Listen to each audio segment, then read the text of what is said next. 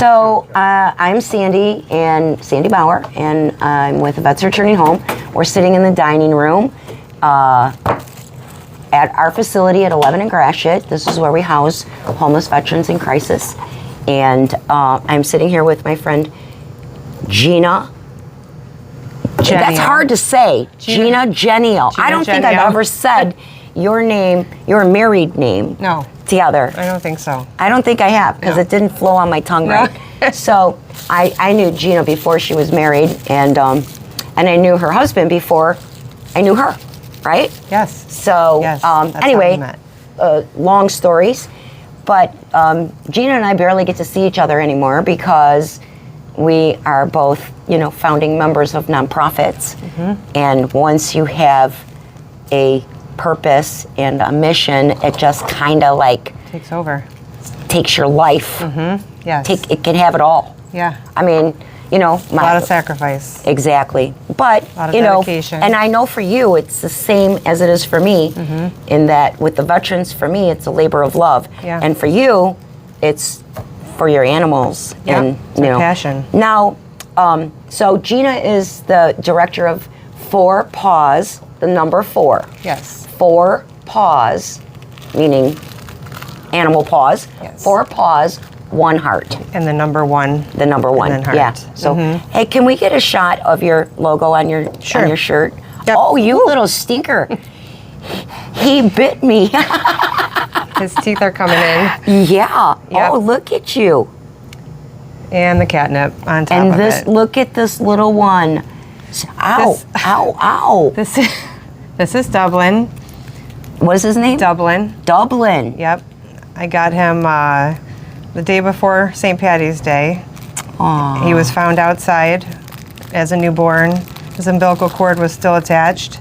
Aww. And the resident who has been feeding the mom noticed that she wasn't feeding him. So he brought him into the vet hospital where I work. And I took him in as a bottle baby to see if I could get him to survive. And so we did round-the-clock bottle feeding and care for the last several weeks, and now he is actually doing really well. So he's going to be going up for adoption? Yeah, so he's going to... 4 Paws, 1 Heart doesn't do rescue or adoption. We just pay medical bills for stray, abused, and abandoned animals. So I took him in as a medical case because I do fostering on the side occasionally, and he will go to somebody else to find placement and adoption.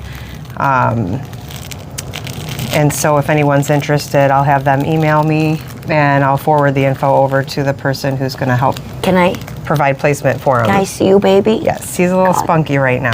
A little high on his catnip. Here, I want to do this. I want to pick you up for a sec. Come here, baby. Look at this face. Yeah, he's a cutie. Look at this face. He's the cutest. And he is, those little teeth are sharp. I remember when my dogs were babies and they had their little baby teeth. Oh my gosh, my arms, my hands were all just scratched and cut from their little baby razor sharp teeth. So cute though. Yes, he's doing really well. We're not a rescue. We don't take in animals like this. You just usually. save their, we normally our nonprofit just we get requests for help from people who find animals, Good Samaritans, and then we communicate with the veterinary hospitals all around Michigan, and we get the rescuer who found the animal to take the animal someplace, and we authorize medical care. So that medical care can be anything from just basic vetting to emergency surgery, amputations, life-saving treatment. And then the vet hospital team gets them onto a path of healing, but the commitment is on the rescuer's end. So whoever finds that animal and seeks help from us, they're responsible for ultimately getting the animal to the vet, getting the animal to the vet appointments, sheltering the animal and then finding permanent placement for them, either a rescue or sometimes they foster fail and they adopt them They themselves. end up keeping them, falling in love and keeping them themselves. Yeah, a lot of times that happens. Yeah. But our primary focus is, to help relieve some of the financial barrier when people find an animal because it is costly. They don't own the animal.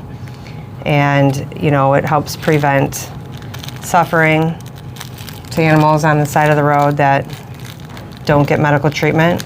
It helps reduce the amount of homeless animals on the street by us doing the funding. And it, ultimately wouldn't happen if we didn't have people who believed in our mission. Absolutely. So such a precious baby. You're a little stinker. He is a little stinker. He's a little gassy too. But the so credit really adorable. goes to back in the beginning. I met Diana Riscano, who's she was the president for 15 years of the organization. She just retired last year. And her and I met because I worked at an animal hospital. I've been working with veterinary medicine for 25 years. And when I met her, I was working at a hospital where I ran a cat adoption program. And at that time, I had kind of just graduated from veterinary technician program, and the program director was really my inspiration to get started on doing more, because she was always encouraging students to do more than just punch in and punch out. Right. Give back to the community in some way. And so when I was working as a licensed vet tech early on, I ran a cat adoption program, and that's how I met Diana. Diana adopted a cat from me. And then I decided I was going to leave that hospital and go into emergency medicine. And I was still going to do something for animals in the community, but I wasn't sure what. And Diana and I became friends. She wanted to do something too to help out with whatever I decided to pursue. So she had a bowling fundraiser, and I was there. Yeah, she raised money. And then I had like $3,000 left from the cat adoption program where I worked, and I took that to emergency. And then this is back in 2009. So very quickly, working as a vet tech in emergency, I noticed there's a lot of calls about strays after hours who are injured, sick, Got hit by cars. Yep. Abused. Abused, dumped, gunshot wounds, attacked, you name it, we saw it. So that's where Four Paws, One Heart was born. It was, okay, well, we can't really run a adoption program. We can't do a rescue. How about we raise money to fund the medical treatment for those animals on the side of the road that don't have a wallet attached to them, that don't have anybody to advocate for them, that, they need help. They're alone. So Diana and she had the business background, I had the medical background. She put a board together, and a lot of our cases came through emergency during that first maybe 7.5 years. We had a lot of high profile cases, and so the plan was somebody needs help, they contact us, we say, okay, we can help you, go to this vet or go to that vet, we'll pay for medical treatment, and then once the animal's healed, you're responsible for finding the home, you're responsible for finding placement. So really, so it's worked out. We've helped pretty well. Probably over 10,000 animals in the last 16 years. And so when Diana retired last year, she, we were going to shut down because we're a small nonprofit. There's only 8 of us on the board. We're all volunteers. We all work full time, and it's a full-time commitment. So we were going to shut down, but I really wanted to just give it an effort and an honest try to keep it going, because we're a really needed resource in the community. Absolutely. So, and I have a passion and love animals, so I didn't want to just see it shut down without trying. So that's what we've done. I took over leadership a year ago, and we have about 8 board members, and we're still serving all of Michigan, and helping one case at a time. So what do you need? What do you need help with? What I would imagine right off the top is, you probably need money. It's all monetary, yeah, because we're not a rescue or a shelter, we don't really need supplies. You know, all of our money that we raise from our supporters goes directly to veterinarians. We don't pay individuals. We don't pay. We just pay veterinarians for medical services. Are you powered by volunteers? Everybody? All of our staff, yeah. So we have 8 of us total, including myself, and we're all volunteers. Nobody gets paid. All funds go to medical care. The only expenses we use out of our funds are, stamps, envelopes, paper, ink. So it's almost, it's like almost 100% of donations go to the medical care. And so the veterinarians that we work with are like spread out. They're all over. So primarily Macomb, Oakland, Wayne County, but we get Genesee County, we get all over the place. And so he's such a little handful. Yeah, watch your face because you are so cute. Yeah, he's in total play mode right now. Right. Look at you. But we see a lot of abuse, a lot of neglect, a lot of trauma, and it's a constant reminder of why what we do matters and why we have to keep doing it. So our goal is to keep fundraising, keep spreading the word, keep receiving donations, and keep saving animals and giving them a second chance. Now, Gina, you have a website? We do. It's 4 Paws, the number 4, Paws, Paws, the number 1, and then heart, HEART, at gmail.com. Nope, well, it's not gmail.com. Well, that's your email address. That's my email address. Our website. Is it .org or .com? It's .org. I'm sorry. Yeah. So 4paws1heart.org. Yeah. Or you can email Gina.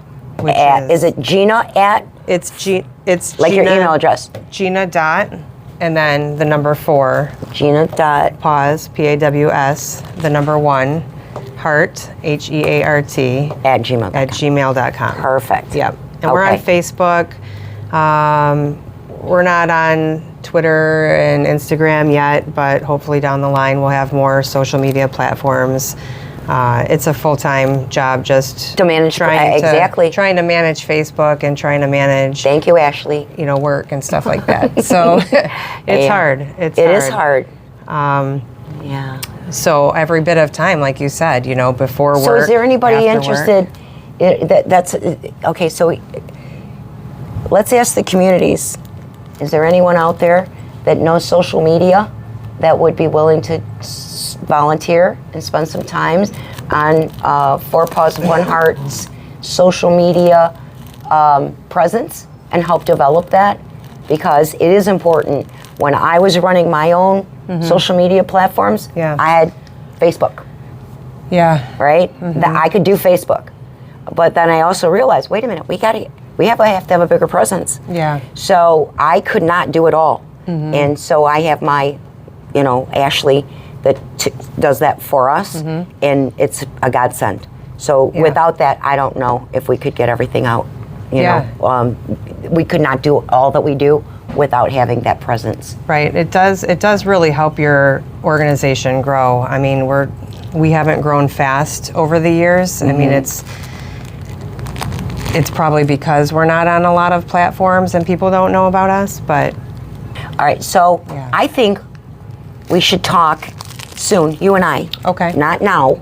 You and I should talk about me, Sandy Bauer, not Veterinary Home necessarily, but me helping you do a fundraiser. I was at your first one. Yeah. The very first one when you first started this. Yeah. I remember. And 2010? 2010. I don't know, my life's a blur. But anyway, I'm gonna help you. We're gonna talk about hosting a fundraiser for you soon. Okay. So coming soon. Stay tuned, and we'll keep you posted. Thank you so much. Thank you.